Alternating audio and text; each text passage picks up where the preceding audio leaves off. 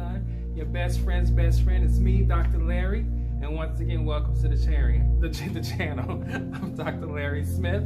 I'm a certified life and spiritual coach, specializing specifically in helping African American males between the ages of 18 and 40 process a trauma that they've been through and to move to a center of living a more present life today and being the best that they can be right now, because life is all about the moment. Life is all about the present. Everything else is either the past or the future, and the future's uncertain, the past is gone, so the present is really all you have. And so I help them to readjust themselves beyond their trauma and get there. If you want to know more about me, you can go to www.liveforyoucoaching.com. That is the website. That is where all the information about my educational background, my career background, my history, my story, it's there at www.liveforyoucoaching.com. You can also follow me on social media at Dr. Larry Smith on Instagram and Dr. Larry Smith on Facebook and Dr. Larry Smith PhD on Twitter. But you can approach me and you can follow me on any of these social platforms. So anyway, welcome. Those of you who are constantly here, I love you. Welcome back, family. Thank you for coming and sit with me for just a short while we have a little intimate discussion about something important to us, because life is important and everything is important to us. And those of you who are new, go ahead and hit that subscribe button and come be a part of the channel. Subscribe, like the videos, share the videos, tell your friends that there's a place that is comfortable, there's a place that is sacred, there's a place that is safe for them to come and just relax and just listen and talk and share and chat, and we can communicate and we can grow. Today was an interesting day, right? Because as I was sitting in bed this morning, after I said my personal meditation and I realigned my center, I decided to just think, and I was actually thinking about black male relationships, and because it was very, very interesting to me that when I look at television, I think there's one show that's called Brothers, but it's like on BET Plus, and I have to start watching. I may start doing reviews of it, but I have to get BET Plus, right? Yet another app that we have to download in order to get good, healthy television. But it's BET, it's black television. I would like to support it because, you know, it's black television. We rarely have black shows that have all black casts on TV. But it dawned on me that there really aren't any shows showing good, strong, healthy, platonic friendships, relationships between African American males, right? Think about it. Think about network television, and think about it within the last 10 years, right? There was a show a long time ago. I can't remember what it was called. I think it was called Brothers or something of that nature, with Kadeem Hardison and a few other people who, I think Tommy Davidson and some other people were in it. But the show didn't last long, and since then I haven't really seen a major network television show that shows the relationship dynamic between African American males. And I find this to be problematic. And I know some of you are saying, but that shouldn't be problematic. You're reaching, you're doing. I hear you, but you're not an African American male. And if you are an African American male, you should reconsider what you're thinking. Because here's the thing. A lot of times when you do hear about the relationships between African American males, it runs in so many gambits. Usually one, it could be connected to sexuality. And so usually it's an intimate relationship, a same-sex relationship, which is fine. But that's one dynamic. And then, or you hear about in the news how a group of African American males committed a crime. In fact, just recently, I think it was in Harlem, New York, where a group of African American males attacked an African American woman in a store who was innocent, who had nothing to do. They just attacked her over certain whatever was going on with them. But we hear about those types of relationships, and we hear about the negative aspects of black males being together, hanging together, having relationships with one another, friendships or whatever. But we never hear about the positive, platonic, close friendships. I happen to have very close friendships, right? And I know we have conversations that are on the deep level, whether it's about politics, whether it's about our health, whether it's about our wealth, and we're intelligent. Some of us are educated in the streets. Some of us are educated in the colleges. Some of us are workers and who have worked for a long time. Some of us are older. Some of us are younger. But we have healthy relationship that we can help each other mentally, emotionally, spiritually, financially, and in so many ways. But I would like that to be a dynamic that is seen more on TV, right? That our friendships aren't built on cattiness, right? We don't tear each other down.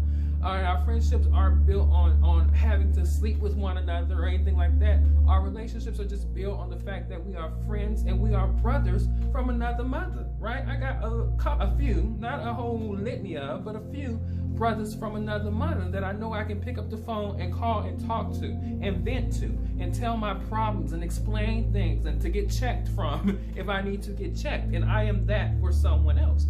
I enjoy being that. A lot of my friends say you are the friend that will help us and tell us what it is that we need to know what it is. You're going to keep it real, 150,000. And that's true. And I love being that friend because I want my friends to know that I'm going to never, ever tell you something that is going to steer you wrong to the best of my ability. But that never plays out in the media. And it's so important that it does, because what we have done in the media to the African American male, and we've done things to the African American female, and that's a whole nother conversation in itself for another time that we will definitely have. But for the African American male, what we have done is we have made them these mystic creatures of destruction, right?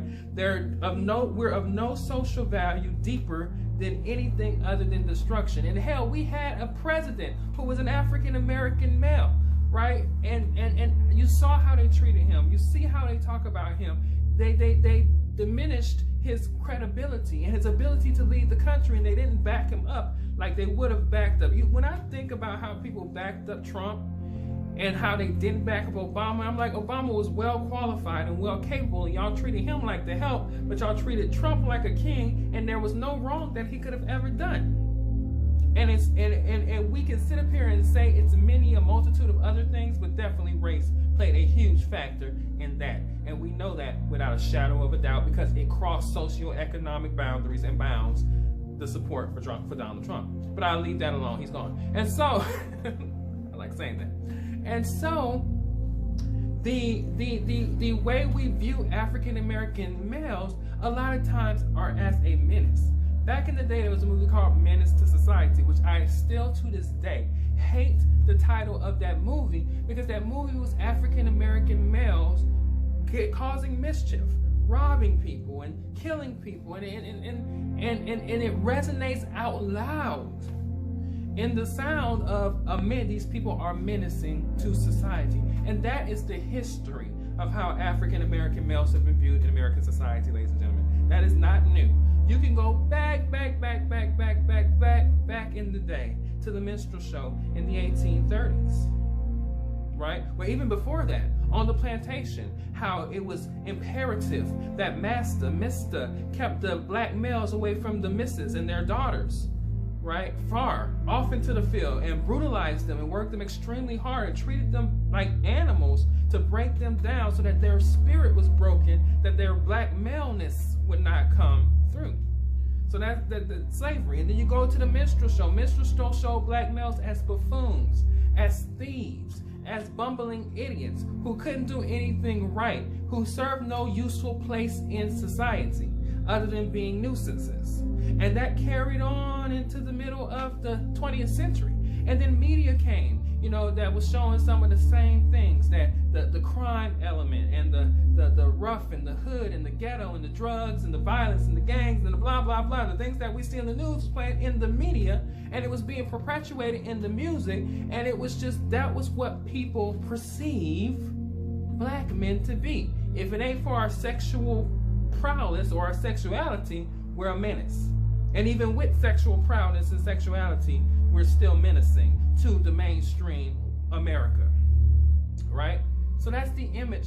And so because of that image, when black men come together, some people assume it's going to be trouble. When they see a group of black males in the front of a corner store, or when they see a group of black males, in front of an establishment, people veer away from that establishment because they say there's an unsavory or not so good element in front of that store, so I don't feel safe.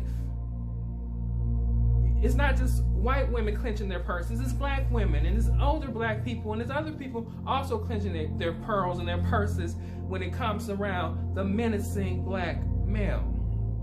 Now, that's not to discount and it's not to ignore crime and things that sometimes riffraff and there's an element where kids get into things and even some adults get into crimes and all kinds of things. That's a whole nother socioeconomic conversation that we can have as well when we talk about crime in urban areas and black males also perpetuating majority of the crime in the black community. We can talk about that. But at the end of the day, that is not the representation, that is the only representation of black men.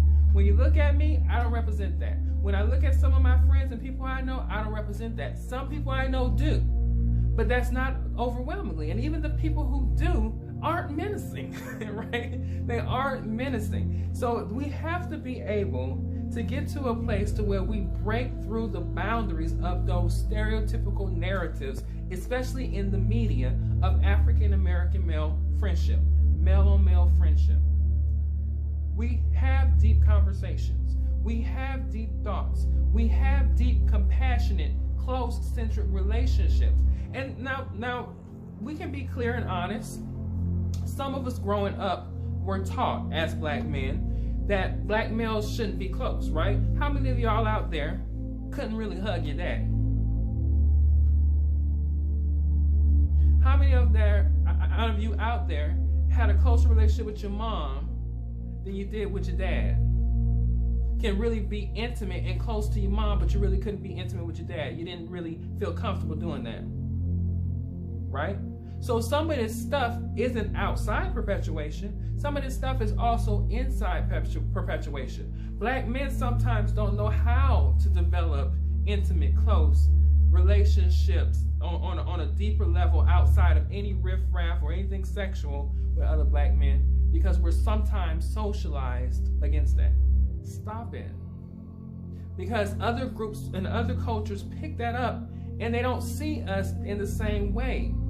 When they see a group of black men, they see riffraff and a problem, especially young black men, especially young ones. When they see a group of them, oh, they got to be getting in trouble. Watch them. And they treat us that way in the stores.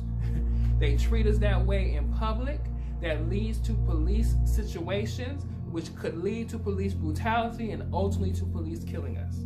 A hoodie shouldn't be a fear, something that invokes fear in non-black people. But Trayvon Martin was killed because he had a hoodie on. He was targeted because he obviously is sinister, menacing. That is that old slavery, old minstrel show, old 19th century mentality about black people. They don't care what's in the hoodie. They just care that you look menacing and you could be part of the riffraff that's about to come do something vile or dangerous to them. So part of rewriting that narrative starts within the community. We got to stop treating black young people as though, black males, as though they can't have compassionate, intimate relationship with other black males that are non-sexual. We got to stop treating black males, young black males, that they can't have a compassionate, close relationship with their father. And more than just, I'm teaching you how to be a man, but that I love you. I compassionately love you. You are the apple of my eye, just like mommy is the apple of my eye. We got to get out of that. We got to get out of that to where we're able to have healthy, wholesome relationships. And once we start seeing more of those, and we start building on black positivity, black male positivity, and we start really, really making that a normalization and not something weird that the outside world has taught us or that we're teaching ourselves and teaching our kids from generation to generation, then we start to create it as a normal to see a group of black males. Because actually in Africa, they do that. If you ever go to Africa, you will see black males just hanging around together in groups, sometimes even holding hands. And then there's nothing perversion, sexual in people's mind. They always put sexual, they dirty it up. Sexuality isn't perverse, but people perverse sexuality in general. But that's a whole nother conversation in itself as well that we can have at a later date. Nevertheless, stop making black males feel like black males can't be friends and close and buddies with black males. you know, we should be able to do that. And it should be okay, and it should be looked at something positive and not something negative. So I wanted to get on here and just talk about that because that was something that was in my mind. I was thinking about that movie, The Brothers, with Bill Bellamy and D.L. Hughley and Shamar Moore and somebody else that I can't remember right now, but it just came to my mind about that. So I love you guys, you know I do. I come here, we just talk, we relax, we chill, we have real conversations about real subjects, and we grow together. And as I always say in every video, I love you, and I look forward to seeing you in the next video.